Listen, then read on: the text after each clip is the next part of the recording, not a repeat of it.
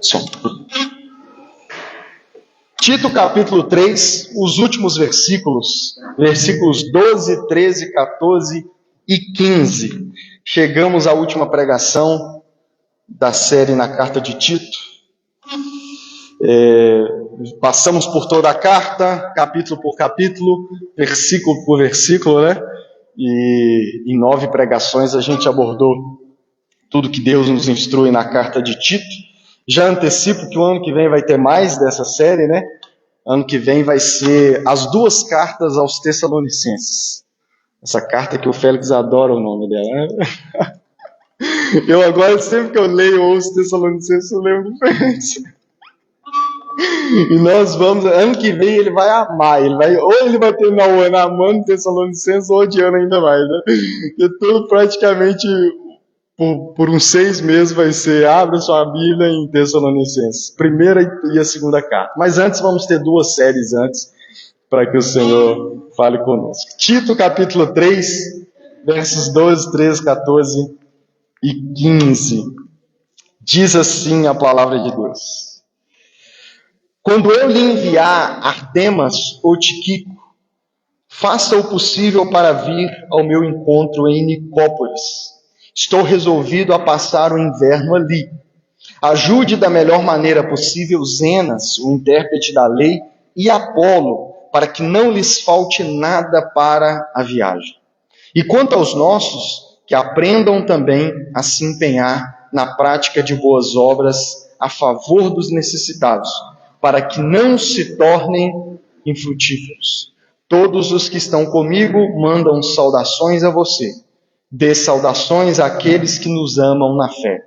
A graça esteja com todos vocês. Oremos mais uma vez. Senhor Deus, eis a tua palavra.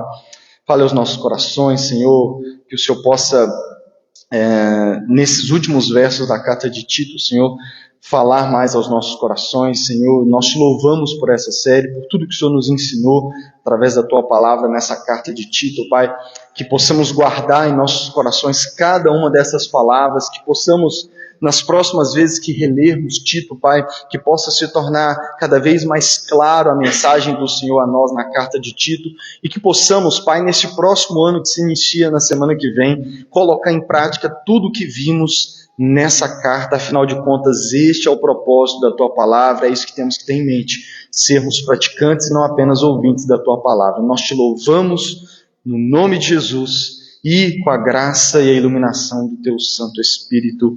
Amém. Sempre bom lembrar que se você chegou no meio da série, no final da série, nós temos todas as pregações, tanto no meu Facebook quanto no Spotify. Só procurar lá PR Lucas Melo CL, e também no YouTube, né? Também tem no meu canal lá todas as pregações. No YouTube só não tem a primeira. Eu acho que no Facebook também não tem a primeira, porque a primeira a gente teve um problema, não conseguimos gravar, mas no Spotify tem o áudio, porque pelo menos o áudio eu gravei da primeira. Então no Spotify vai ter às 9, né? Hoje mesmo não, porque na hora que sair daqui eu vou para um sítio. Mas durante a semana eu já coloco essa de hoje, e aí vocês têm acesso a todas lá. Se você acompanhou todas, também aproveita janeiro aí para maratonar, para ouvir novamente. Sempre que quiser lembrar, né, você volta, retoma para poder ouvir, que também é importante. Tem pregações que eu já ouvi umas 5, 7 vezes na minha vida. Uma pregação que me ajudou, quando eu saí da denominação onde eu me converti, da igreja onde eu me converti, eu saí muito magoado. Mas assim, você não tem noção do tanto, assim, como diz Hebreus, a raiz de amargura brotando no meu coração e quase me fazendo cair da graça. Deus usou uma pregação para, assim, limpar meu coração. E essa pregação eu tive quase fazer igual Naamã, né? Ouvi ela umas 7 vezes, mergulhar 7 vezes nela para que o Senhor limpasse o meu coração, e o Senhor limpou o meu coração através dessa pregação.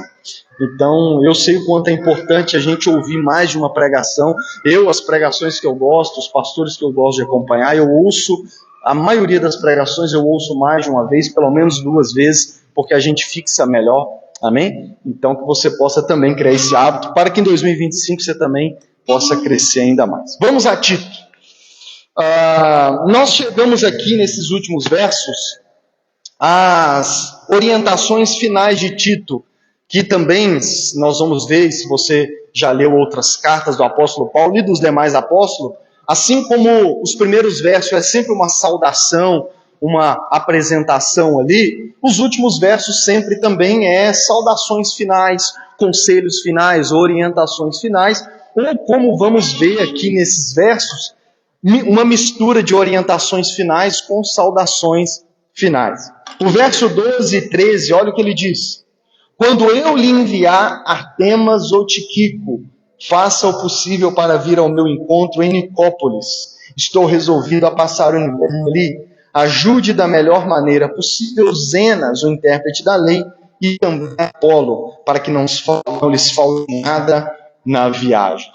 Nesses dois versos nós temos uma orientação a respeito do que eu chamei aqui, a respeito dos cooperadores de Paulo e também a respeito do avanço da pregação do Evangelho e do avanço da igreja.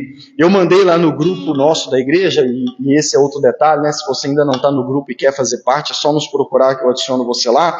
Eu mandei lá no grupo, mas se você tem na sua mão aí, ou em casa, uma Bíblia de estudo, no fim de praticamente todas as Bíblias de estudo vai ter vários mapas.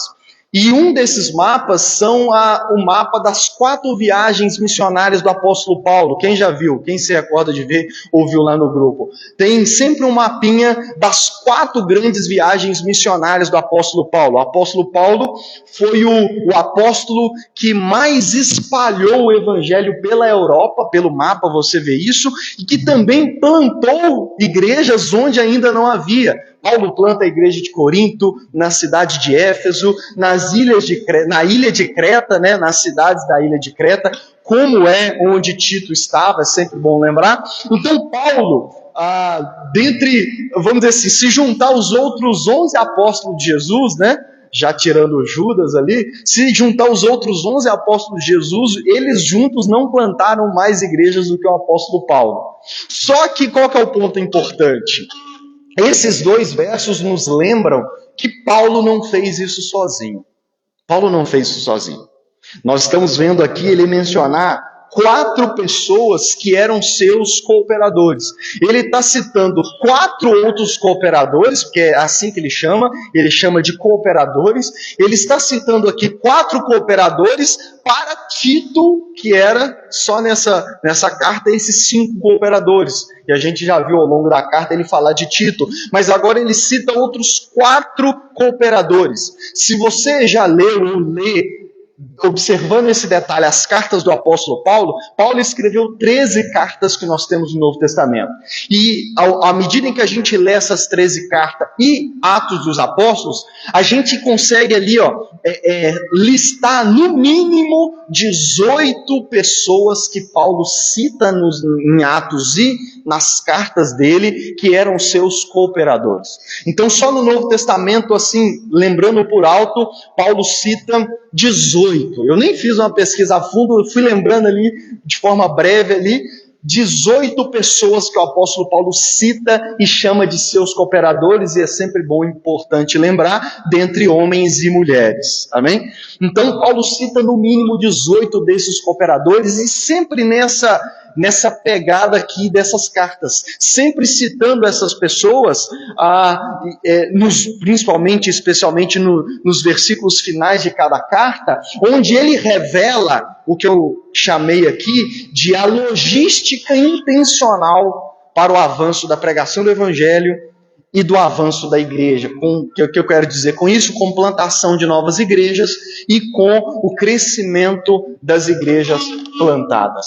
Paulo, a gente sempre gosta de dizer que foi o maior apóstolo, e de certo sentido, de fato, ele foi o maior apóstolo. Ele foi o cara responsável pelo evangelho se espalhar por toda a Europa. Alguns críticos e comentaristas que não são cristãos dizem que foi até Paulo que inventou o cristianismo. Há essa conversa por aí afora, aí no mundo da internet, afora aí. Dizem que ele que criou, que inventou o cristianismo, por causa dessa relevância do apóstolo Paulo.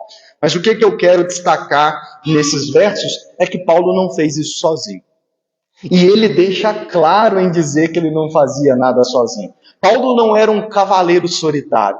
Paulo não era um super apóstolo. Ele não se considerava um super apóstolo. Hoje é que a gente olha para trás e considera ele um grande apóstolo. Mas ele não se considerava nesse sentido de que eu faço tudo sozinho, eu sou um super-homem, eu não preciso de ninguém, né? Eu me basto. Todo esse sentimento que infelizmente até alguns pastores hoje em dia têm. Paulo sempre está mencionando aqueles que são seus cooperadores. Paulo sempre está chamando, inclusive, as pessoas para poder ajudá-lo. E nesses versos, nós vemos essas 4 pessoas que Paulo cita. Ele cita Artemas, Tíquico, que inclusive, depois de Tito e Timóteo, é o que é mais citado, Tíquico. A gente inclusive vê que provavelmente foi esse Tíquico que levou a carta até Tito, e, na verdade, era quase o mensageiro de Paulo, porque em outras cartas a gente vê que era sempre ele o responsável de levar informações e de trazer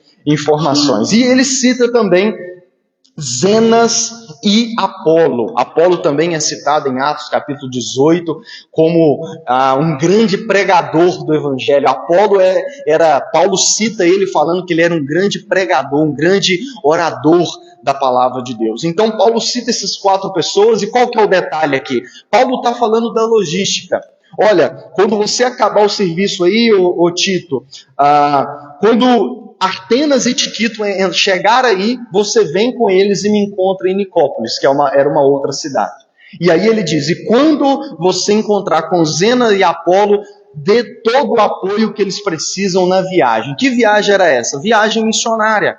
Então, no início da igreja, o que hoje a gente chama de missionário, né, que era aqueles que vão para lugares onde o evangelho ainda não chegou, era o apóstolo Paulo juntamente com seus cooperadores, porque ainda não usava essa palavra missionário, né, o uso dessa palavra é moderna. Então, mas eles eram, no sentido que nós entendemos hoje, os missionários que são enviados, que fazem viagens e tudo mais. Então, Paulo aqui agora está mostrando a logística do avanço da pregação do evangelho e o avanço da pregação da igreja. E essas são as 2 coisas que eu quero enfatizar aqui, de que nós podemos aprender nesses versos. A primeira coisa, que Paulo não fazia nada sozinho. E a segunda coisa, que Paulo, pelas cartas, a gente vê que ele tinha um planejamento intencional. Um planejamento intencional para o avanço da pregação do evangelho e para o avanço da igreja, seja plantar novas igrejas, ou seja, como a gente vê em todo o livro de Atos, fortalecer as igrejas que já haviam sido plantadas, como Tito estava fazendo nas igrejas da ilha de Creta. Tito estava pondo as igrejas lá em ordem, constituindo líderes e fortalecendo os cristãos, e essa é toda a pegada da exortação de toda a carta a Tito, fortalecer, levar os cristãos ao amadurecimento da fé, para que eles andem com suas próprias pernas, de certa forma, para que cada igreja ande com as suas próprias pernas. Então essas são as 2 lições que nós podemos aprender. O que nós aprendemos aqui? Em primeiro lugar, que ainda hoje, nenhum pastor faz ou deveria tentar fazer, pregar o evangelho ou fazer com que a igreja avance sozinho. Nenhum pastor. Se Paulo, que era Paulo, né, que escreveu 13 cartas que nós temos na nossa Bíblia no Novo Testamento, ele não fazia nada sozinho, quem dirá eu, né? Quem dirá o pastor Jefferson, quem dirá a liderança da igreja hoje? Nós não fazemos nada sozinhos, irmãos. Nós não fazemos nada sozinhos. É por isso que nós precisamos de uma liderança forte na igreja. É por isso que nós precisamos, em cada igreja local, de pessoas que façam o quê? Que desabotoe o botão da sua camisa e faça o quê? E arregace as mangas e ponha, como a gente usa na expressão hoje em dia, a mão na onde? A mão na massa. É claro que nós vamos ter funções diferentes no corpo de Cristo. Todos nós temos funções, todos nós temos dons, Deus dá dons diferentes. Paulo fala em 1 Coríntios 12 que ele não só dá dons diferentes, como é o próprio Espírito quem, de certa forma, encaixa você como um membro, como uma peça na igreja. Talvez a sua responsabilidade não vai ser pregar, talvez essa vai ser minha, vai ser de outros, mas cada um de nós, irmãos, com certeza tem um papel importante a desempenhar na vida da igreja. Por menor que talvez você considere a sua função na igreja, ela é importante para a pregação do evangelho, ela é importante para o avanço da igreja. Talvez você diga assim, eu não faço nada, eu não sei fazer nada, a única coisa que eu faço é contribuir financeiramente. A Bíblia chama de dom também contribuir financeiramente. Significando que é óbvio que todos, o ideal é que contribuam, mas Deus, inclusive, existem pessoas que quase que são ali, especiais na contribuição. Lucas capítulo 8 fala de mulheres que acompanhavam Jesus e sustentavam ele em toda a sua missão de sair pregando o evangelho. Então, ainda que você diga, eu só contribuo financeiramente, não é só. Porque para manter esse lugar a gente precisa. Para mandar missionários para lugares do mundo, ou para, por exemplo, alugar um outro prédio em outro bairro de Lafayette para começar uma outra Wesleyana lá, nós precisamos de dinheiro. Então, cada um tem o seu local, o seu lugar especial no corpo de Cristo. E a aplicação é de que nós não fazemos nada sozinho. Nenhum pastor deve ou deveria tentar fazer com que o evangelho alcance as pessoas. Lafayette tem quase 140 mil habitantes. Como que eu sozinho, ou só eu e o pastor Jefferson, junto com o pastor Daniel, meia dúzia, uma dúzia, vai conseguir levar o evangelho a todas as pessoas? Ou alcançar com plantação de igreja? Eu sou presidente do Conselho de Pastores da cidade, convivo bastante com pastores, e uma das principais coisas que impede os pastores de plantar mais igrejas na cidade é o que eles chamam de falta de obreiro. O que é isso? Falta de pessoas responsáveis ou capacitadas ou que tenham dons para liderar essas igrejas lá. Então, assim, Lafayette ainda tem muito espaço para plantar novas igrejas. Nós temos que plantar novas igrejas. Falei disso lá na inauguração aqui. Então, nós precisamos de pessoas que façam o quê? Desabotou o botão, arregace a manga e fala: eu talvez ainda não sei, ou eu sei fazer isso aqui, mas eu quero arregaçar a manga e contribuir. Nós precisamos de uma liderança forte na igreja para poder fazer com que o evangelho avance e a igreja avance. Não à toa eu me lembrei que Jesus, em Mateus capítulo 9, verso 37 e 38, diz assim para os seus discípulos.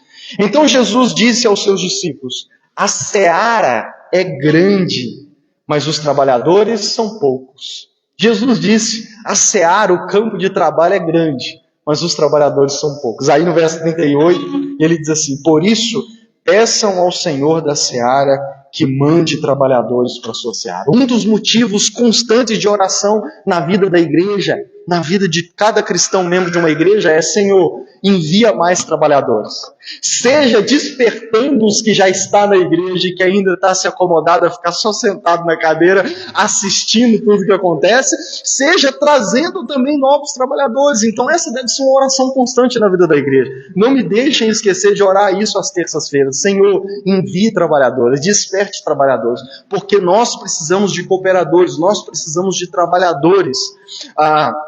Normalmente, irmãos, no máximo 30% da membresia de uma igreja trabalha de fato. Trabalha de fato. E nós precisamos de cada vez mais cooperadores, trabalhadores na vida da igreja. Amém? Para que a igreja avance. E a segunda coisa é que nós, se Paulo, no início da igreja, também, vamos dizer assim, tinha todo um planejamento intencional, agora eu vou para a Espanha, agora eu vou para tal cidade, vou passar o inverno em Nicópolis, olha, vou mandar Tito lá para Creta para fortalecer e pôr ordem nas igrejas da ilha de Creta, mas depois, Tito, eu preciso que você volte, porque aí eu vou te mandar para, esqueci o nome da cidade, Damápolis, esqueci agora, Dalmácia, depois eu vou mandar, a gente vê isso pela segunda carta de Tito, depois eu vou te mandar para Dalmácia. Se Paulo tinha essa logística intencional, irmãos, nós também devemos ter. Hoje em dia, para que a igreja, o evangelho avance, nós também temos que ter esse planejamento. Talvez se você participasse de uma das reuniões, vamos dizer, administrativas, né, da igreja, talvez você ficaria assim, não, mas como assim e tal? Mas eu vou dizer para vocês, irmãos, vou dar um exemplo bem claro aqui. A nossa união com a Metodista Wesleyana é uma dessas atitudes estratégicas para o avanço da igreja. A nossa vinda com Paulo VI também foi uma mudança estratégica, como várias outras coisas que nós já temos planejado para 2025, que aos poucos a gente vai anunciando, que também são estratégias. Portanto, quando você vê a gente em reuniões assim estratégicas de, vou mandar fulano para lá, vamos mandar o pastor Daniel para Ouro Branco, começar a fazer culto uma vez por mês por enquanto, tudo isso são atitudes estratégicas, irmãos, que é necessário, que não é pecado, que na verdade nós aprendemos com o apóstolo Paulo para que o evangelho continue avançando, para que a igreja continue avançando, seja plantando novas igrejas, ou seja fortalecendo as igrejas que têm sido plantadas. Portanto, nós devemos também trabalhar dessa forma, que 2025 possamos trabalhar de forma abundante nesse sentido. Que 2025 a gente consiga, por exemplo, falando da nossa denominação, estabelecer de fato a metodista em Ouro Branco, depois a gente vai para Congonhas, não lembro, não sei, acho que ainda não tem lá também, e assim, essa é a visão do pastor Jefferson, quem já ouviu ele falar, da gente ir espalhando, sei também que é a do bispo Gilberto, que é o bispo da denominação, de a gente, a partir de Lafayette, que é a maior cidade da nossa região, espalhar plantação de novas igrejas e o anúncio do evangelho em comparação com as outras igrejas pelas cidades ao redor, na nossa região do Alto Paraupeba. Isso também é praticar essa palavra de forma prática. Quantos me entendem, dêem glória a Deus. É claro que eu também não sou bobo, eu sempre gosto de mostrar para vocês que eu sou ciente. É claro que também, dentro disso, existe o risco e o perigo e uma grande tentação, que muitos inclusive caem nela, da gente acabar tornando a igreja ali uma empresa, no sentido de quase que, como a gente vê no Brasil acontecendo, né? Briga por nome de igreja, quem talvez saiba do que eu estou falando aqui, briga por causa de placa de igreja, aquelas brigas de quem que é o dono da igreja, se é a viúva do falecido pastor que era o plantador da igreja. A gente tem esses perigos, essa é uma das tentações grandes, mas deixa eu dizer, a possibilidade da tentação não tem que fazer a gente parar. Amém? Não tem que fazer a gente parar. O que a gente tem que fazer é estar ciente das tentações e sempre estar criando também formas de nos guardar para não cairmos nessa tentação. E existe sim, biblicamente, um equilíbrio, uma forma saudável da gente ter essa logística intencional para o avanço da pregação do Evangelho e da Igreja do Senhor Jesus. Verso 14. Ele diz: e quanto aos nossos, que aprendam também a se empenhar na prática de boas obras a favor dos necessitados, para não se tornarem infrutíferos. O tema que eu dei para a pregação é desse verso, a prática de boas obras, porque é o que eu quero mais enfatizar e, de certa forma, tem a ver com os versos anteriores. Mas olha o que ele diz: quanto aos nossos, que aprendam também a se empenhar na prática de boas obras. Eu não sei se você reparou, não sei o quanto você é observador de detalhes, mas ao longo de toda a carta de Tito, Paulo fala sobre a prática de boas obras. Por exemplo, no verso 16, quando ele estava falando dos falsos mestres, ele termina dizendo assim: eles são reprovados para qualquer boa obra. No capítulo 2, verso 7, ele fala para Tito: seja você mesmo um exemplo de boas obras. No capítulo 2, verso 14, ele diz que Jesus morreu para nos redimir, para purificar um povo exclusivamente seu, dedicado à prática de boas obras. No capítulo 3, verso 1, quando falou sobre obedecer às autoridades, ele disse: estejam prontos para toda boa obra. E no verso 8, que nós vimos a semana passada, e que eu deixei de lado, não sei se você reparou, mas eu não falei dessa frase nos versos da semana passada, Paulo fala que, o verso 8 aqui, ele diz, só para me recapitular, fiel é esta palavra e quero que você fale ousadamente a respeito dessas coisas, para que os que creem em Deus se empenhem na prática de boas obras. Então, Tito, você precisa falar da sã doutrina, se empenhar nisso, para que aqueles que creem em Deus se empenhem na prática de boas obras. E agora, de novo, para mostrar que esse é um dos assuntos principais da carta, no verso 14, ele diz de novo: e quanto aos nossos, meio que tipo assim, ó, eu já falei isso várias vezes, mas eu vou repetir de novo, porque nunca é demais repetir.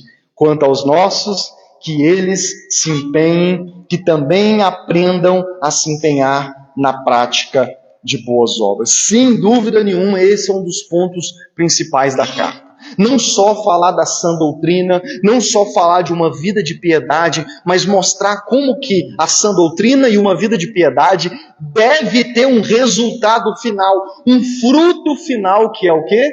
A prática de boas obras. Porque Deus não quer apenas que você creia e se dedique à sã doutrina, ao reto ensino. Deus não quer apenas que você tenha uma vida piedosa, aquele bom testemunho, mas Deus não quer que você tenha essas duas coisas e fique na sua, sabe? Assim, ó, fique na sua. Ah, não, eu sou um cristão exemplar, eu sou um crente direito, que não dá mau testemunho, mas eu fico na minha. Mas eu me satisfaço apenas em ficar sentadinho no culto, apenas, vendo toda a mobilização e tudo mais. Não, Deus quer que o resultado final dessa vida de piedade, dessa prática e dessa dedicação à sã doutrina, seja a prática de boas obras. Na verdade, ele diz que os cristãos devem aprender também a se empenhar na prática de boas obras. E como que a gente poderia resumir tudo isso daqui? Dentro da carta de Tito, todo aquele que foi alcançado pela graça, que a graça de Deus se manifestou na vida dele, todos aqueles que foram salvos pelo Deus Salvador, que demonstra amor, misericórdia e graça para com ele, e bondade para com ele, o resultado dessa vida alcançada pelo Deus que salva, pela graça que salva, pelo Deus de amor bondoso e misericordioso, deve ser uma vida transformada, cujo resultado final é uma vida dedicada à prática de boas obras.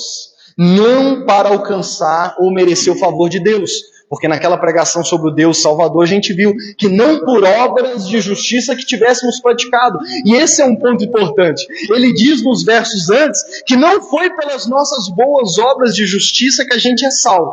É tão somente pelo amor, a bondade, a graça e a misericórdia de Deus. Mas aqueles que são alcançados pela graça, pela bondade, pelo amor de Deus, o resultado final na vida deles é que eles se tornam pessoas que praticam boas obras. Portanto, as boas obras na vida do cristão não é para alcançar a salvação, como é em outras religiões.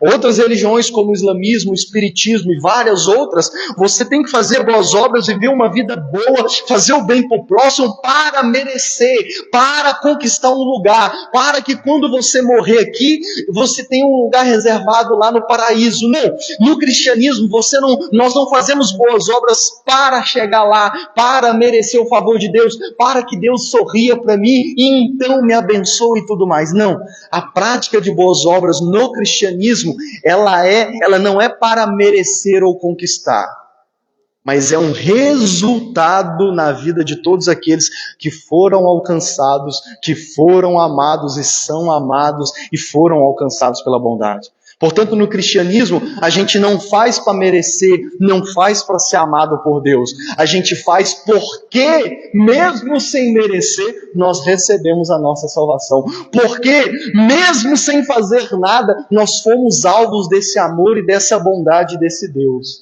E agora que eu sou alvo, que eu recebi, que eu estou cheio desse amor, dessa bondade, dessa misericórdia, não tem outro resultado a não ser uma nova vida, e uma nova vida que de forma prática é alguém dedicado à prática de boas obras.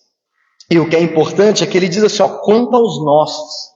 Porque é importante dizer que, acho que eu já disse isso nessa série, às vezes a gente espera boas obras, a gente espera uma vida piedosa dos que não são cristãos. A gente evangélico, um dos maiores pecados e tentações que a gente sofre é isso, é querer que os outros façam. Então a gente olha para aqueles que não são cristãos e fica querendo que eles tenham uma vida piedosa, que eles tenham uma vida exemplar, que eles façam o que Deus espera que nós façamos. E aí a gente espera que eles façam, sendo que na verdade é quanto aos nossos, é nós quem temos que fazer, irmãos. Eu já disse aqui, vou repetir, para aqueles que ainda não são cristãos, a única coisa que você tem que fazer com eles é pregar o evangelho. É pregar o evangelho da graça, é pregar o evangelho desse Deus que ama, desse Deus que é bondoso e que eles precisam se arrepender dos seus pecados para que essa salvação manifeste na vida deles. Nós não temos que incentivar eles à prática de boas obras, a gente não tem que falar com eles que eles têm que mudar de vida, mudar a cor de cabelo, mudar o tamanho da roupa. Não, o foco é pregar o evangelho. Agora, quanto aos nossos, que já foram alcançados, que já foram transformados, que já são alvos desse amor, que já conhecem esse amor, esse sim a gente tem que dizer, quanto aos nossos, que se empenhem na prática de boas obras, porque você já é nova criatura, porque você já foi transformado, porque você já nasceu de novo. Portanto, agora é você que não só deve, como tem a capacidade, porque essa graça está trabalhando em você, você tem essa capacidade de tratar os outros não como eles te tratam, mas como Deus te trata. E essa é uma das maiores motivações para você fazer o bem para o próximo, para você servir ao próximo, para você se empenhar na prática de boas obras. Amém? Quanto aos nossos, que aprendam a se empenhar na prática de boas obras. Antes disso, Jesus, irmãos, ele espera de nós, seus discípulos cristãos, que nós pratiquemos boas obras. Jesus não espera daqueles que não o conhecem. Em Mateus capítulo 5, verso 14 e 16, Jesus diz para os seus discípulos: vocês são a luz do mundo. Não se pode esconder uma cidade situada no alto de um monte. Aí no verso 16 ele diz: assim brilhe também a luz de vocês diante dos outros, para que eles vejam as boas obras que vocês fazem e glorifiquem o Pai de vocês que está no céu. Então Jesus diz: vocês, meus discípulos, discípulos daquele que é a luz do mundo, que também se tornam luz do mundo, e vocês então precisam fazer com que essa luz de vocês brilhe perante os outros, para que eles vejam E aí do que ele está falando de brilhar? O que é brilhar, Jesus? É eu ser melhor do que os outros? Não, não tem nada a ver com ser melhor. Existem algumas teologias em algumas igrejas aí de que você vai ser o melhor na sua empresa, você vai ser o melhor no seu serviço, e aí enche de ego e até de orgulho quando você consegue ser. Você vai ser cabeça e não cauda, você vai ser o melhor. Não, nem sempre você vai ser o melhor. O seu alvo não é ser o melhor, o seu alvo é ser um exemplo. Porque você pode ser um exemplo, fazer tudo que você faz de forma exemplar, você ser um bom funcionário, você ser um bom marido, você ser um exemplo em tudo e nem por isso ser melhor. Amém? Isso não significa que você vai ser o melhor. Então, o nosso alvo não é ser melhor. O que vai fazer a sua luz, a luz de Jesus brilhar em você, não é você ser o melhor, mas é você ser um exemplo naquilo que você faz, porque assim a sua luz vai brilhar. E qual luz é essa? Jesus diz: para que eles vejam suas boas obras, e assim glorifique o Pai que está no céu.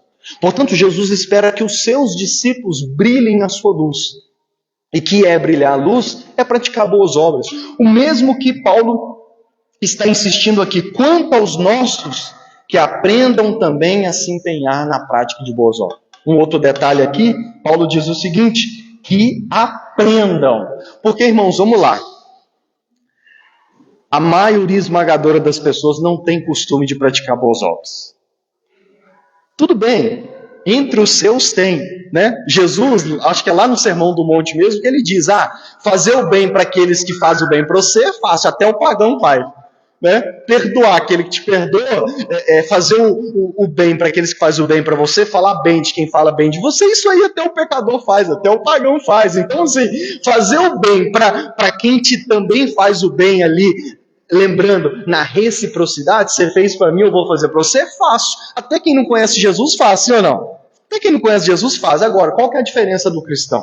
Então, qual que é o ponto? O ponto é que nós, tirando fazer para aqueles que é chegado nosso, a gente não está acostumado. O ser humano está acostumado a olhar para dentro de si mesmo. Nós somos egoístas por natureza. Né? Nós temos um comportamento egoísta. Eu gosto muito daquela música do Nando Reis, né?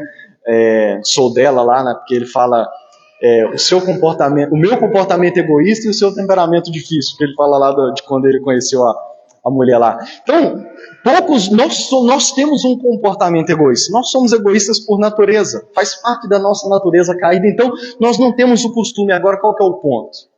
A partir do momento em que a graça te alcançou, em que você crê no Evangelho, em que você se torna nova criatura, você pode chegar na igreja e dizer: ô pastor, eu não estou acostumado a praticar boas obras. Não tem problema não. Que os nossos aprendam a se empenhar. Você pode aprender. Ô pastor, eu nunca fiz nada para ninguém, eu não coloco nem um potinho de sorvete com água do lado de fora da minha casa para os cachorros de rua beber. Eu não tenho hábito. Tu vai aprender. A gente vai te ensinar. Amém? A gente vai te ensinar, não tem problema. Você pode chegar aqui sem saber.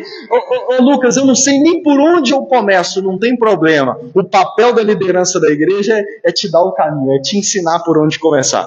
Amém? Então é isso que nós temos que fazer. Quanto aos nossos, que eles também aprendam a se empenhar na prática de boas obras. Essa palavra se empenhar também é importante, porque essa palavra se empenhar, ela mostra uma certa intensidade. Porque não é só praticar boas obras esporadicamente. Eu faço uma coisa aqui, eu faço pelo menos uma boa obra por mês, né? Já viu quando você ajuda alguém, você falou, já bati minha meta, já fiz minha boa ação, não tem essa expressão? Já fiz minha boa ação de hoje. Tem gente que já fiz minha boa ação do mês, tem gente que já fiz a minha boa ação do ano, né? Tem gente que é só no Natal, que ele vai, compra presentes ali na loja, vai na sua própria rua lá e dá para as crianças carentes da sua rua. Mas é só no Natal, né? Então assim, faz, mas é esporádico. Não, essa palavra se empenhar, ela coloca uma intensidade aqui. Ela coloca uma constância aqui. O John Wesley, fundador da igreja metodista, ele diz assim sobre esse verso: Deus deseja que todos os crentes tenham seus pensamentos nas boas obras. Use o seu melhor artifício, seus maiores esforços, não apenas para praticar, mas para se destacar, para serem eminentes e distintos nele. Ou seja, Deus espera que os cristãos se empenhem, coloquem o seu esforço, coloquem seus melhores dons, suas melhores habilidades, seus melhores recursos na prática de boas obras, não apenas para praticar, mas ser distinto nele. O que significa isso, irmãos? E eu vejo que isso está de acordo com toda a doutrina bíblica. Deus espera que nós, cristãos, sejamos linha de frente na prática de boas obras. Nós não somos. Às vezes nós estamos na última fileira daqueles que praticam boas obras. Vou dar um exemplo aqui. Fiz questão de recortar e trazer aqui. Isso aqui é um recorte de uma matéria do jornal Correio da nossa cidade de semana passada. Semana passada? Isso, semana passada, porque dessa semana não me entregaram não. Olha aqui, olha o título da matéria. No setor comunidade, aí está escrito aqui, ONGs da região transformam o Natal de pessoas vulneráveis. ONGs da região. E aí vai falar vários grupos que fazem o bem no Natal. Irmãos, não tinha nenhum grupo ou o nome de nenhum grupo cristão ou o nome de nenhuma igreja. O que eu quero dizer com isso? Todo ano o jornal Correio destaca, e ao longo do ano também, esse ano eu acompanhei o ano inteiro o jornal Correio, eles sempre estão destacando boas obras. Irmãos, deixa eu dizer para você, raramente ou quase nunca aparece os evangélicos, um grupo de cristãos, os cristãos se mobilizaram, ou a igreja tal. Por quê, irmãos? Porque nós ainda não fazemos nada para destacar. E aqui eu não estou dizendo que é o destacar para nós recebermos o nome, não. Quem está me entendendo? Olha o contexto de toda a pregação. É o destacar para que os outros vejam as nossas boas obras e glorifiquem o nosso Pai que está no céu. Quando é que nós vamos sair no jornal Correio da cidade? As igrejas evangélicas de Conselheiro Lafayette ou a igreja metodista? No conselho de pastores, eu tenho trabalhado forte isso para martelar na cabeça dos pastores. A gente precisa fazer alguma coisa como igreja na cidade, mas vamos falar da nossa denominação, da nossa igreja. Quando é que a gente vai, no mínimo, receber um destaque? Não para que o nosso nome seja louvado, não precisa ter o nome de nenhum de nós, que seja o nome da igreja, ou que seja os cristãos, ou um grupo de cristãos, não precisa nem pôr o nosso nome, mas quando é que a gente vai se destacar, que a gente vai se empenhar na prática de boas obras, a ponto dos outros verem e louvarem o nosso Pai que está no céu? Na verdade, essa é uma das críticas que fazem a igreja evangélica. A gente fala, a gente é a religião do Deus que falou, ame o seu próximo como a ti mesmo. A gente é a religião do Deus que disse, sirva ao próximo. E nós somos os últimos na linha daqueles que de fato praticam o bem, que ajudam e contribuem para a sociedade. Nós precisamos mudar esse quadro. Porque Paulo está dizendo a Tito, e Deus está dizendo por meio deles, que quanto aos nossos, precisam aprender a se empenhar na prática de boas obras. Os irmãos que estão conosco desde a plantação da crise para as cidades, em 2022, eu preguei um ano inteiro sobre isso. Não sei se vocês vão lembrar. A série Igreja Sem Paredes. Tem toda ela no YouTube. Preguei o ano de 2022 inteiro sobre que nós temos que sair dessas 4 paredes e ir para fora. E aí talvez você diga, ô Lucas, mas você está falando isso, está pregando desde 2022 sobre isso e a gente ainda não está lá. Mas qual que é o ponto, irmãos? Esse é o ponto. Eu preciso martelar isso na nossa cabeça. Água mole em pedra dura, tomate até que fora. Eu preciso ir, a gente precisa ir martelando. Quanto aos nossos... Paulo repete quantas vezes? 1, 2, 3, 4, 5, 6. 6 vezes em apenas 3 capítulos a carta de Tito. 6 vezes, porque nós precisamos martelar isso até a gente aprender a prática de boas obras. Mas o ponto é que, e aqui eu vou aproveitar a oportunidade para dizer isso, Lafayette tem mais de 130 igrejas, Lafayette tem várias denominações, e aqui eu vou falar algo. Nós, da Cristo para a Cidade, poderíamos ter nos unidos com várias outras denominações, como tivemos oportunidade de com pelo menos outras 2 nos unir. Mas por que quando eu comecei a conhecer a Metodista Wesleyana, nós demos o passo? Não é pela teologia, porque eu e o pastor Jefferson temos sido sinceros desde o começo em dizer que nós temos as nossas divergências. A gente tem as nossas diferenças em pensar teologicamente. Mas qual que é o ponto que mais me fez dizer, não, dá até para mim, para a gente aprender a conviver com essas diferenças. Por quê? E aqui eu vou falar entre nós, apesar de estar gravando, né? Não tem para mim, mesmo, sendo apenas agora com a gente 2 igrejas locais, mas para mim não tem denominação que fale mais sobre esse lado do que a Metodista Wesleyana. Não tem denominação. E isso foi uma das coisas que me atraiu. Por quê? Porque isso é muito caro para mim. Eu tenho batido nessa tecla. Como eu disse, eu preguei um ano inteiro sobre isso.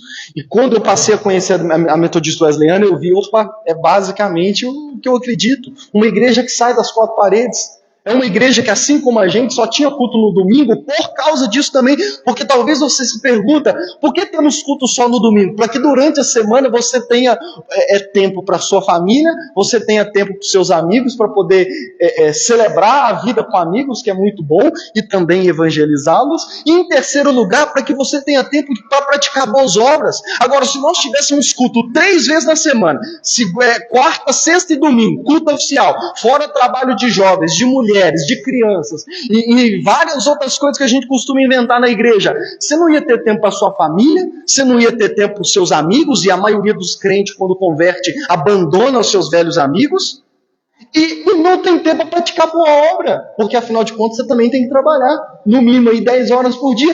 Quando é que nós vamos praticar boas obras? Não resta tempo. Então, assim, uma das visões que casou e que me fez chamar a atenção é que nós fazemos culto só no domingo para que um dos motivos seja você ter tempo para praticar boas obras. Ah, não tem culto na quarta-feira? Faz como algumas pessoas fazem. Faz um sopão no panelão, vai lá na UPA aqui, ó, pertinho de nós aqui, vai lá distribuir. Ou pense em qualquer uma outra obra e vai fazer. Torna constante. Ah, quarta-feira não tem culto na minha igreja, mas toda quarta-feira eu vou fazer essa prática de boa obra. Vou juntar uns irmãos na minha igreja, na minha denominação, ou até de vizinhos, até pessoas que não são da mesma religião. Na prática de boas obras, nós podemos ser ecumênicos. Nós podemos nos unir com outros de outras crenças para praticar boas obras. Na prática de boas obras a gente pode. Então vai fazer isso. Quantos estão me entendendo? Vai fazer isso. Vai se empenhar na prática de boas obras. Eu trouxe um exemplo aqui. Eu estou lendo esse livro aqui, ó, O Poder do Hábito. E E mais aqui no finalzinho tinha uma parte que, vamos dizer, se me interessava mais, né? Aí eu dei uma pausa aqui e falei, deixa eu ir lá. E acabou, coincidentemente, Jesusidentemente, né? Ele fala, o autor aqui não é cristão, tá?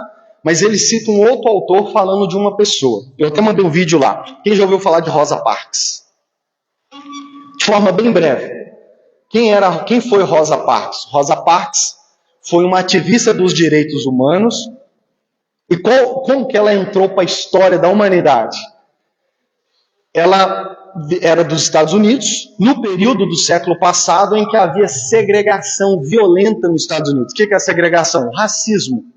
E o racismo era extremo nos Estados Unidos, a ponto de, por exemplo, quem estuda a história sabe, bebedouro em locais públicos ter um bebedouro para brancos e um bebedouro para negros. Dentro do ônibus ter os assentos que era reservado para os brancos e os assentos reservados para os negros. Onde que entrou Rosa Parks na história? Um belo dia o ônibus lota e todos pagavam a passagem, o ônibus lota e os assentos do ônibus dos brancos já estavam esgotados. Aí o que o motorista branco tinha o costume de falar? Mandar os negros saírem, mesmo se for as cadeiras que eram reservadas para eles, mandava eles levantar para dar lugar para quem? Para dar lugar para o branco. Um belo dia, quando o motorista manda essa senhora chamada Rosa Parks sair do assento dela, ela diz um enfático: não. Não vou. E qual que era o costume? Era até lei, porque tudo isso era lei. Qual que era a lei? Se recusasse a se levantar, chamava a polícia e podia ser até preso. Quando o motorista disse que ele tinha que fazer isso, ela disse: pode chamar a polícia. E ele para o ônibus, para todo mundo, interrompe a viagem de todo mundo, para o ônibus, chama a polícia vai, pega ela, leva ela presa. O que acontece? Por causa da prisão de Rosa Parks, um jovem pastor chamado Martin Luther King, você já deve ter ouvido falar dele, começa a liderar um movimento que durou mais de um ano de boicote aos ônibus. Resumindo a história, foi o estopim que gerou todo, vamos dizer assim, o cancelamento, o encerramento, pôs fim à segregação nos Estados Unidos. Pelo menos em forma de lei, né? Infelizmente. Pôs fim. O que esse autor nesse livro fala? Ele cita um outro em que ele diz o seguinte, qual que é o interessante? É que Rosa Parks, ela não foi a primeira a fazer isso, a tomar essa atitude, de se recusar a se levantar e ser presa no fim das contas. Outros já tinham feito. Mas ele diz assim, no livro ele diz assim, o que fez Rosa Parks ser diferente? O que fez a atitude dela ter tido um resultado diferente, de despertar uma revolução, todo o movimento de direitos humanos, o que impulsionou o surgimento do Martin Luther King, que ganhou o Prêmio Nobel da Paz, e era pastor batista, pelo menos nós tivemos um que ao longo da história brilhou a luz dele, e tal. O que fez ela ser diferente? E aí os dois autores, tanto esse quanto o que ele cita, qual que é a tese deles? A tese deles era, o que fez ela ser diferente? Quem ela era. Quem ela era. Outros já haviam feito isso e não gerou o que a atitude dela gerou. Por que ela foi diferente, entrou para a história, ganhou prêmios e tudo mais? Eu separei um trecho aqui, olha o que ele diz. A vida de Montgomery, na época, era dominada por centenas de pequenos grupos que formavam o tecido social da cidade. E dentre dessas redes sociais, Rosa Parks era especialmente conhecida e estimada. Rosa Parks era uma dessas pessoas raras sobre quem todos concordavam que dava mais do que recebia. Aí ele continua. Branch, que é um outro autor que ele cita, escreveu a sua história do movimento dos direitos civis, e ele diz, seu caráter representava um dos picos isolados no gráfico da natureza humana, compensando uma dezena ou mais de sociopatas. O que ele está querendo dizer com isso? O caráter de Rosa Parks era um caráter daquelas pessoas que, assim, ela compensa a existência de dezenas de sociopatas. Ou seja, ela vale mais do que muitos outros sociopatas. E aí ele continua dizendo, Ela era, as muitas amizades e afiliações de Parks atravessavam as fronteiras raciais e econômicas da cidade. Ela era secretária da divisão local da Associação Nacional do Progresso das Pessoas Negras, frequentava a igreja metodista, olha que interessante, não é mencionado nos livros de história. Frequentava a igreja metodista e ajudava a supervisionar uma organização de jovens na igreja luterana perto de sua casa. Ou seja, ela frequentava a metodista, mas ajudava na igreja luterana. Continua dizendo, passava alguns fins de semana fazendo trabalho voluntário num abrigo, outros num clube de botânica, e nas noites de quarta-feira, muitas vezes ajuntava-se a um grupo de mulheres que tricotava cobertores para um hospital local, de forma voluntária. Fazia serviços voluntários de costureira para famílias pobres e oferecia alterações de vestido de última hora para debutantes brancas ricas. Ou seja, ela servia voluntariamente as famílias pobres, mas também as famílias ricas e as famílias brancas. Na verdade, ela era tão profundamente inserida na comunidade que o seu marido reclamava que ela comia mais em jantares comunitários do que em casa. E aí, qual que é a tese do autor? É que o que fez a atitude de Rosa Parks ser diferente? É que quando Rosa Parks foi presa, a notícia se espalhou. De certo sentido, ela não era qualquer uma. A personalidade que ela tinha, e não só a personalidade que ela tinha, mas as boas obras que ela fazia, e não só para os pobres, para os negros, mas para todos, fazia com que ela fosse querida e estimada por todos, ricos, pobres, negros, brancos. E aí, qual que é a tese do autor? É que quando ela foi presa por causa de quem ela era, um grupo maior de pessoas ficou indignado com a prisão dela, e eles se uniram todos. E aí, dessa união, foi só crescendo, se espalhando e gerou toda a mudança que gerou. Esse é podemos dizer dessa forma, o poder de uma pessoa que era conhecida pela sua vida piedosa e pela prática de boas obras. Quantas mudanças o mundo, além daquela que teve nos Estados Unidos por causa de Rosa Parks e Martin Luther King, o mundo não poderia já ter sido sofrido se nós cristãos fôssemos mais piedosos, no caso de alguns, e no caso de outros que já são piedosos, praticássemos mais boas obras. Quem sabe, por causa das nossas boas obras, um dia uma atitude que talvez não foi nem tanto uma boa obra, ela se recusou a dar lugar para alguém. Deus usou, porque Deus controla toda a história, Deus usou para gerar uma revolução num país, numa nação inteira, que daí para lá saiu no mundo inteiro. Ela hoje é símbolo e exemplo para pessoas não só nos Estados Unidos, mas no Brasil e também no mundo inteiro. A verdadeira conversão vem e precisa vir acompanhada da prática de todo tipo de boas obras. Tiago disse no capítulo 2, verso 17, que a fé sem obras, ela é morta. E ele continua dizendo, a favor dos necessitados. Não vou estender muito aqui, mas a favor dos necessitados. É claro que nós podemos, como Rosa Parks, fazer boas obras também para pessoas que nem precisam tanto. Ela praticava boas obras para famílias que eram ricas. Mas especialmente os necessitados devem ser alvo da prática das nossas boas obras. Naquela série de 2022 eu falei sobre os 4 grupos que Deus, desde o Antigo Testamento e continua no Novo Testamento, Deus determina como sendo os 4 grupos principais ao qual o seu povo deve se dedicar. Deixa eu ver se eu lembro agora. Os pobres, os órfãos, as viúvas e os estrangeiros. Esses normalmente são os mais necessitados, e a Bíblia diz que eles devem ser o primeiro e principal alvo da prática das nossas boas obras. Novamente, os cristãos deveriam ser reconhecidos como os que mais ajudam os necessitados no mundo, na sociedade, na nossa cidade. Porque tem sido assim ao longo da história. Na época de Roma, era normal, quando filhos nasciam deformados, deficientes, os pais poderiam, por lei, jogar no lixão que tinha lá. Sabe o que os cristãos faziam?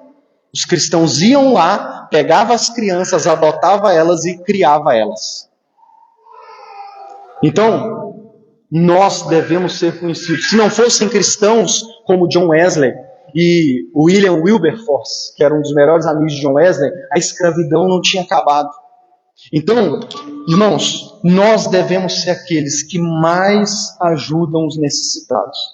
E os necessitados aqui nós podemos usar até mesmo o uso da Constituição, né, que são aqueles que são desprovidos do mínimo básico para ter uma vida digna. Nós deveríamos ser os primeiros a ajudar essas pessoas. Devíamos ser linha de frente. Provérbios capítulo 31, verso 8 e 9 diz assim: abra a boca a favor do mudo, pelo direito de todos os desamparados. Abra a boca, julgue retamente e faça justiça aos pobres e aos necessitados. E ele, no final do verso 14, ele diz: para não se tornarem infrutíferos. Jesus em João 15 fala: se vocês permanecerem em mim, vocês darão frutos. E eu quero que eu escolhi vocês para dar fruto e para que vocês deem muito fruto. Que fruto é esse? Um dos frutos é a prática de boas obras, que nós devemos nos empenhar para praticar, para que a gente não seja infrutífero, irmãos. Jesus não quer que o cristão seja infrutífero. Jesus não quer que não tenha fruto nenhum na sua vida. Ele te salvou para ter frutos. Pedro também na sua carta fala sobre esse perigo de nos tornarmos infrutíferos. Irmão, uma das coisas mais tristes que tem no cristianismo são cristãos infrutíferos, cuja sua vida pode até ser piedosa, mas não gera fruto nenhum nessa vida de piedade. Então nós temos que ser frutíferos, afinal de contas, Paulo já havia dito que Jesus também morreu para isso. Capítulo 2, verso 14, Paulo diz assim, em Tito: ele deu a si mesmo por nós, a fim de nos remir de toda iniquidade e purificar para si um povo exclusivamente seu, dedicado a boas obras. Deixa eu dizer, Jesus te salvou, morreu por você na cruz para perdoar os seus pecados. Jesus morreu por você na cruz para garantir a sua morada na eternidade. Mas em terceiro lugar, nós podemos dizer, por esse e várias outras passagens bíblicas, como Efésios 2, Jesus também morreu por você para que você se dedique à prática de boas obras enquanto ainda está nessa terra esperando Ele. Talvez você já se perguntou aquela pergunta básica do cristianismo: Ele me salvou, por que Ele ainda não me levou para o céu? Porque Ele deseja que nessa vida na terra você brilhe a sua luz, você pratique boas obras, você seja um testemunho dEle através da prática de boas obras. E o último verso, verso 15, ele diz o seguinte: todos os que estão comigo mandam saudações a você. Dê saudações àqueles que nos amam na fé. A graça esteja com todos vocês. O que eu quero mencionar aqui nesse verso? Nessa saudação, ele diz: todos os que estão comigo mandam saudações. Paulo não estava nem escrevendo sozinho. E ele diz: dê saudações àqueles que nos amam, plural, aqueles que estão aí e nos amam. O que eu quero destacar desse verso? Irmãos, o cristianismo, ele é uma vida comunitária. A vida cristã é uma vida em comunidade. É uma vida comunitária. É uma vida de congregação. Congregação é isso. Congregar é isso. É estar juntos. Paulo, na sua carta dele para Tito, não deixa de terminar ela sem incluir aqueles que estavam com ele, para aqueles que estão aí e nos amam na fé. A vida cristã é uma vida em comunidade, é uma vida de amor uns aos outros. É impossível ser cristão sem uma comunidade real, viva, para você amar na fé, para você conviver com eles, para você crescer com eles, para você praticar boas obras com ele, para você, inclusive, cooperar para o avanço do Evangelho e da Igreja de Jesus. A vida cristã é uma vida de amor uns aos outros e uma vida comunitária. Jesus disse em João capítulo 13, eu finalizo com esse verso. João 13, 34 e 35, ele diz: eu lhes dou um novo mandamento, que vocês amem uns aos outros, assim como eu os amei. Que também vocês amem uns aos outros. Nisto todos conhecerão que vocês são meus discípulos, se tiverem amor uns pelos outros. Jesus diz aqui que a maior marca daqueles que são seus discípulos é o amor uns pelos outros. E é um amor aqui que vive juntos. É um amor que, como ele diz, ame como eu amei. É só lembrar do amor que Jesus tem para conosco. Não é porque nós fizemos por onde, não é porque nós somos amáveis, mas é um amor gracioso, é um amor bondoso e misericordioso. Às vezes também você fica esperando, querendo amar apenas os crentes que são amáveis na sua comunidade. Mas, irmãos, até aqueles que às vezes não são tão amáveis assim, não te dão tantos motivos assim para você amar, você deve amar como Jesus amou, porque Ele nos ama assim. Ele não nos amou e nos ama porque somos amáveis, mas para nos fazer amáveis. É por causa do amor dele que nós somos transformados. E é por causa do amor uns pelos outros que nós seremos transformados. E que o mundo, como Jesus diz, vai reconhecer que de fato nós somos discípulos de Jesus. Vamos orar?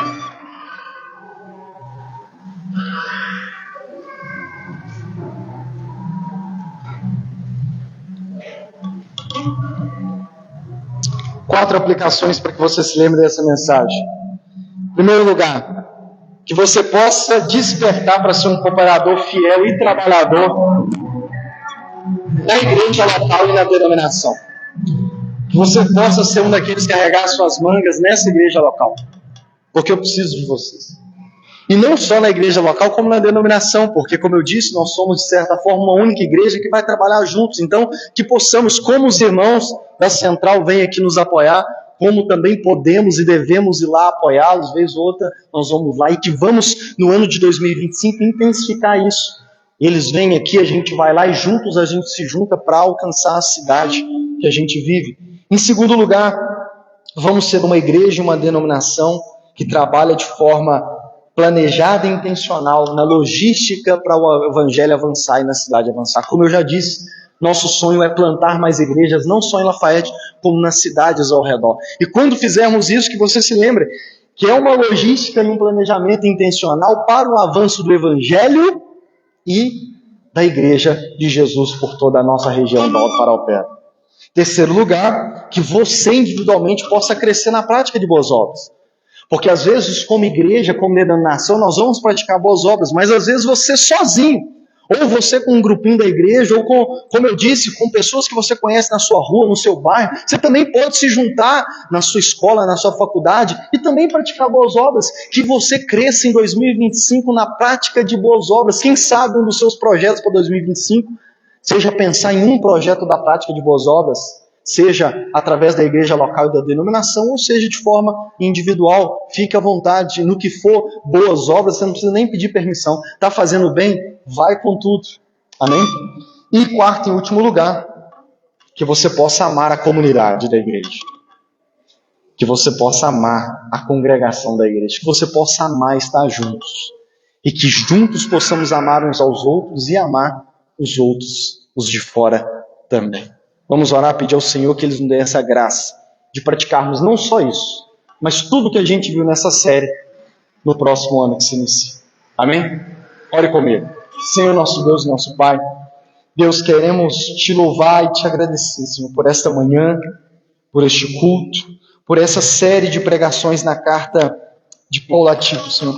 Nós Te louvamos, Pai, por tudo que o Senhor nos ensinou, por tudo que o Senhor nos confrontou, por tudo que o Senhor nos lapidou, por tudo que o Senhor despertou em nós, por tudo, Pai, que o Senhor fez e creio que é apenas o começo que o Senhor fará na nossa vida. Pai, que possamos começar este novo ano tendo tudo que aprendemos aqui em Tito em mente, Senhor. Que essa possa ser a primeira direção para nós como igreja para o ano de 2025. Tudo aquilo que aprendemos na carta de Paulo a Tito, Senhor. Pois nós cremos que é a palavra do Senhor, que não é apenas a palavra do apóstolo Paulo, mas é a palavra do Senhor para nós. A palavra que é santa, que é verdadeira, que é eficaz, que é para nossa instrução, para nossa correção, para nossa exortação e para o nosso crescimento como discípulos de Jesus, como filhos do Senhor, Pai. Que possamos neste ano de 2025 crescer na graça, no conhecimento do Senhor, que possamos crescer na vida de piedade, que possamos crescer na prática de boas obras para a glória do Senhor. Quem sabe no fim do ano que vem estaremos aqui com um recorte de jornais, Senhor, em que nós estaremos ali dando e servindo de testemunho, não só como cristãos, como igreja local, mas como denominação e, quem sabe, como igreja de Jesus em Conselheiro Lafayette, fazendo com que outros glorifiquem o nosso Pai que está no céu, vendo as nossas boas obras. É o que nós te pedimos em nome de Jesus e contamos com a graça do Teu Espírito para fazer em nós neste próximo ano. Amém. Que o amor de Deus, nosso Pai, a graça de nosso Senhor Jesus Cristo e a doce comunhão do Espírito Santo sejam com todos vocês. Ide-vos em paz, que o Senhor os acompanhe. Último aviso que eu lembrei aqui agora, se você vai não só participar do culto na central, mas participar lá depois da ceia, não esqueça de dar o nome para a nossa irmã Flávia. Amém? Já estamos nos finalmente para não dificultar a logística e o planejamento lá. Amém? Deus abençoe. Até terça-feira.